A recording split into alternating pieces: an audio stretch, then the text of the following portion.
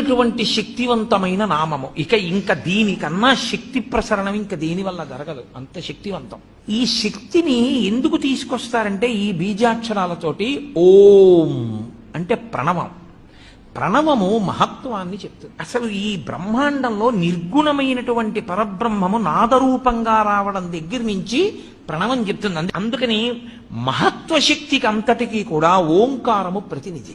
అలాగే ఐం ఇది కవిత్వ శక్తికి ప్రతినిధి. అలాగే పటుత్వం కలగాలి అంటే హ్రీం. అలాగే సంపదలన్నీ కలగాలి అంటే మనం చెప్పేటటువంటిది శ్రీం. ఇవి నాలుగు చెప్పి ఇవి ఎవరి వల్ల వస్తాయి?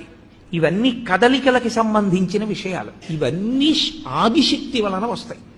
అందుకని ఆ పరదేవతని పిలిచేటప్పుడు ఓం ఐం హ్రీం శ్రీం శ్రీమాత్రే